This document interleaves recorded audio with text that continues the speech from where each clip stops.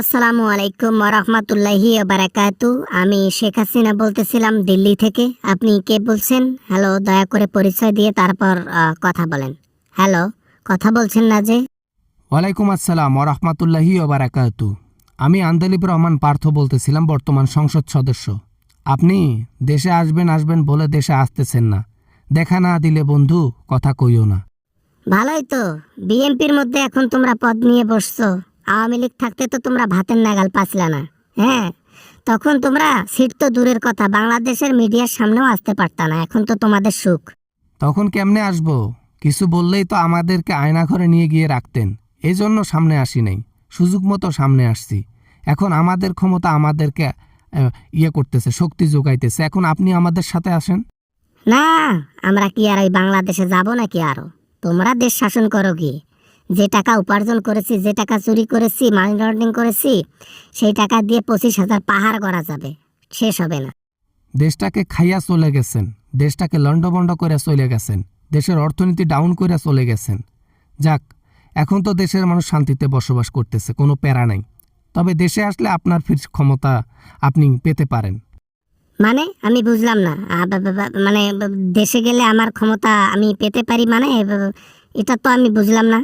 আমি তো যতদূর জানি আমি দেশে গেলে আমাদেরকে গ্রেপ্তার করবে, কিন্তু ক্ষমতা পাবো এটা তো ভাবিনি।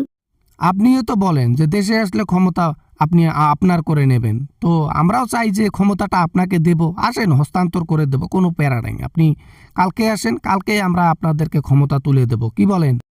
ও বাবা, আমাকে ক্ষমতার লোভ দেখিয়ে নিয়ে যাবে বাংলাদেশে, নিয়ে গিয়ে আমাকে গ্রেপ্তার করবে, আর প্রতিদিন 2500 ডিম আমার পেছনে দেবে। হ্যাঁ, এত বুদ্ধি! তাই নাকি? ধরে ফেলেছেন তাহলে? তা আসেন, তাহলে বুকে সাহস নিয়ে একবার আসেন না। যতবার বলছেন যাব যাব যাব, বছর গড়াচ্ছে শুধু, আপনার কথা আর কায়েম হচ্ছে না। নাকি এমনি এমনি বলছেন? যখন যাব ফুল পাওয়ারে যাব।